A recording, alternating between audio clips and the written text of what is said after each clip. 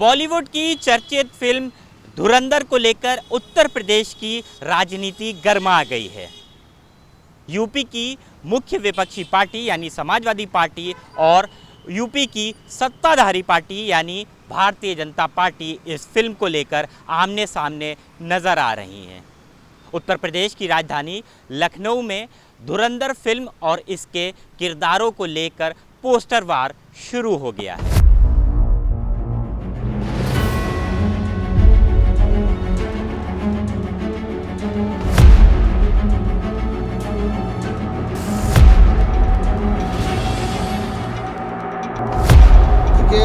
Poster की बात अगर की जाए तो भारतीय जनता पार्टी ने इसका सिरे से इनकार किया कि इसका कोई भी कार्यकर्ता या कोई भी पदाधिकारी जो है उसके द्वारा या पार्टी के द्वारा ये बैनर नहीं लगाया गया। और जो संगठन के महामंत्री थे, अध्यक्ष थे, उसका भी बाकायदा मीडिया पे बयान आया कि हम लोग किसी पार्टी के कार्यकर्ता नहीं हैं, हम जेनजी हैं, हम युवा हैं और हमको ये लग रहा है कि पूर्व में जो सरकारों ने काम किया हम उसको उजागर करना चाहते हैं ताकि आने वाले समय में जब चुनाव हो तो लोगों की आंखों के सामने वो चेहरे ज़रूर दिखाई दें जो 2012 से 2017 तक उत्तर प्रदेश में उपद्रव का कारण रहे, जिनकी वजह से जिनकी सरकार में उत्तर प्रदेश जो है आग के हवाले जलता रहा। 16 ऐसे ज़िले थे जिनमें कर्फ्यू लगाया गया और हज़ारों अल्पसंख्यक समाज के ऐसे लोग थे जिनको आज भी जेल में बंद है और उनकी सुनवाई नहीं हो रही। तो समाजवादी पार्टी के कार्यकर्ताओं को जो है ये बताने की ज़रूरत नहीं है कि वो किस तरीके की राजनीति कर रहे हैं। धुरंधर की बात अगर की जाए तो बिल्कुल साफ़ है, अगर हम लोग को भी आदेश दिया जाता, अगर हम भी पोस्टर लगाते रहते, अगर ऐसी कोई बात होती तो हम लोग विधानसभा और पार्टी कार्यालय बैनर लगाते। हम छुप के राजनीति करने वाले भारतीय जनता पार्टी के नहीं। होर्डिंग लगा के आप लोग को जवाब देने की कोशिश की? बिल्कुल होर्डिंग लगा कर जवाब देने की कोशिश की। अब ये पोस्टर वार देखिए 27 तक चलता रहेगा और समाजवादी पार्टी का ये समाप्तवादी काल चल रहा है, क्योंकि जितना उरूज होना था समाजवादी पार्टी का वो 2024 तक हो चुका था। और इन्होंने जितना झूठ बोलकर, जितना भ्रमित करके जनता को कि संविधान बदला जा रहा है, मुसलमानों को देश से निकाल दिया जाएगा, वोट का अधिकार छीन लिया जाएगा, अल्पसंख्यकों को घरों से बाहर कर दिया जाएगा, वो सारा झूठ बोलकर, महिलाओं को जो 8-8 हज़ार रुपये दिए जाएंगे, सारा झूठ बोलकर उन्होंने जो वोट पाया था वो आपने देखा कि उपचुनाव में पूरी तरीके से जनता ने उसको जो है समाजवादी पार्टी के खिलाफ इस्तेमाल किया। यहाँ तक कि जो अयोध्या पे जीत के दावा करते थे अवधेश प्रसाद के लड़के को भी उपचुनाव में हार का मुँह देखना पड़ा। और मैं फिर वही कहूँगा कि धुरंधर की बात अभी अगर आपने की है मीडिया के माध्यम से, तो मैं बताना चाहूँगा कि फिल्म के एक्टर धुरंधर भले ही कोई हो, लेकिन उत्तर प्रदेश में अगर कोई राजनीति का धुरंधर है तो वो हकीकत है कि योगी आदित्यनाथ के अलावा उत्तर प्रदेश में कोई ऐसा राजनीतिक चेहरा नहीं है कि जो योगी आदित्यनाथ का सामना कर सके। देखिए, पहली चीज़ कि हम किसी भी पॉलिटिकल पार्टी या किसी भी व्यक्ति विशेष का कोई भी इंटेंशन हर्ट नहीं करना चाहते थे किसी भी प्रकार का। हमने वो होल्डिंग सिर्फ और सिर्फ हमारी जो कोर टारगेट ऑडियंस है जेनजी, उनको अट्रैक्ट करने के लिए लगाई थी। और सिर्फ लखनऊ में ही नहीं बल्कि 10 और जगह पे लगाई थी, 10 जनपदों में लगी है वो। तो उसको लगाने का हमारा मकसद सिर्फ इतना था ताकि हम अवेयरनेस क्रिएट कर सकें लोगों के बीच में कि एक पुराना दौर था, एक आज का दौर है, एक न्यूज़ की कटिंग पहले होती थी, आज होती है। हम ये नहीं दिखाना चाहते थे किसके समय में क्या हो रहा है और अभी क्या हो रहा है। हम सिर्फ दिखा रहे हैं कि पहले क्या होता था और अब क्या होता है। तो आपको क्या लगता है कि अखिलेश सरकार नहीं, देखिए हमने वो पोस्टर सिर्फ इसलिए बनाया क्योंकि हमारी जो ऑडियंस है वो जेनजी है। तो अगर उन्हें टारगेट करना है तो हमें कुछ क्रिएटिव होना चाहिए। और जैसा कि आपने मुझसे पूछा कि आजकल धुरंधर का ट्रेंड चल रहा है, तो हमने सिर्फ ट्रेंड को फॉलो किया, एक क्रिएटिव पोस्टर लगाया, लेकिन लोग उसे पॉलिटिकली जोड़ रहे हैं, इसमें हमारी गलती नहीं है। मौजूदा सरकार को कैसे देखते हैं? देखिए, हम सरकार के बारे में कुछ कहना भी नहीं चाहते, ना पिछली ना इस वाली। हम बस इतना जानते हैं कि हमारा काम है युवाओं को जोड़ना और उनको साथ में जोड़ के और उनकी आवाज़ को उठाना और उनको अवेयर कराना। कहना नहीं चाहते हैं लेकिन वोटिंग के जरिए मैसेज पहुंचा रहे हैं। देखिए, मैसेज हमने नहीं पहुंचाया, हमारा टारगेट सिर्फ और सिर्फ अपनी जेनजी ऑडियंस को अट्रैक्ट करना था। अब लोगों ने उसको पॉलिटिकली लिया, जितना हम चाहते थे कि लोग लें, लेकिन उन्होंने लिया। समाजवादी पार्टी ने भी रिएक्ट किया है और जी, हमारी होल्डिंग्स भी फाड़ दी गई हैं, लेकिन कोई बात नहीं, अब हम दूसरा तरीका लेंगे अपनी ऑडियंस को जोड़ने का। और बाकी जो डिटेल्स हैं, 15 तारीख को हम लोग एक बड़ी प्रेस कॉन्फ्रेंस के माध्यम से अपना विजन बताएंगे, तब उन्हें पता चलेगा कि हम पॉलिटिकली कहीं से जुड़े ही हुए नहीं हैं। हमारा काम तो एजुकेशन पे था, ग्रोथ पे था, अवेयरनेस पे था, जिसके चलते हम कई सारे अवेयरनेस कैंपेन्स कराने वाले हैं और वर्कशॉप्स कराने वाले हैं। तो अखिलेश यादव को आप रहमान डकैत की तरह देखते हैं? देखिए, फिर वो हमने जी बिल्कुल नहीं, और हमने तो उनकी फ़ोटो भी नहीं लगाई है। अगर आप उसे जूम करके देखेंगे तो उसमें अक्षय खन्ना की ही फ़ोटो है। लेकिन टोपी जो लगाई है वो देखिए, टोपी पे फिर किसी का ट्रेडमार्क तो है नहीं कि अगर एक टोपी नहीं, ये देखिए ऐसा नहीं हो सकता कि एक रंग की टोपी है तो समाजवादी से जुड़ेगी हो। नहीं, वो पॉलिटिकल पार्टी की टोपी। नहीं, पॉलिटिकल पार्टी की टोपी हो सकती है, लेकिन हमारा ऐसा कोई इंटेंशन नहीं था। इस चीज़ को पॉलिटिकली कनेक्ट नहीं करना है।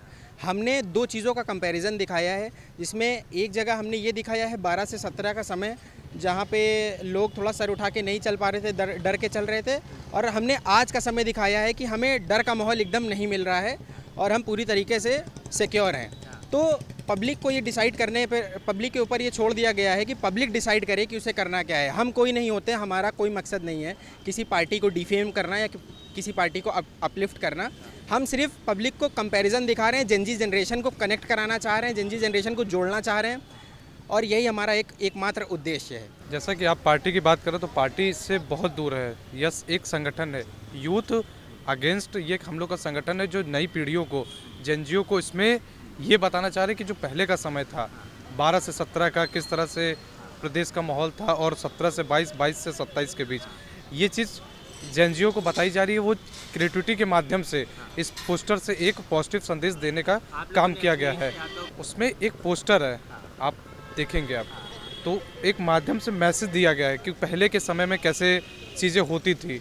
ये बस एक मैसेज दिया गया है, बाकी इसमें किसी पॉलिटिकल पार्टी या किसी चीज़ को करने के लिए नहीं है। मतलब अब इस राजनीतिक पार्टियां, मतलब अखिलेश जी वो बोल रहे हैं इस पे, तो उनके कार्यकर्ता क्या कर रहे हैं इस पे तो खैर अभी हमें जानकारी नहीं है, लेकिन इस पे अगर हम देख के फिर इस पे आगे की प्रतिक्रिया करेंगे।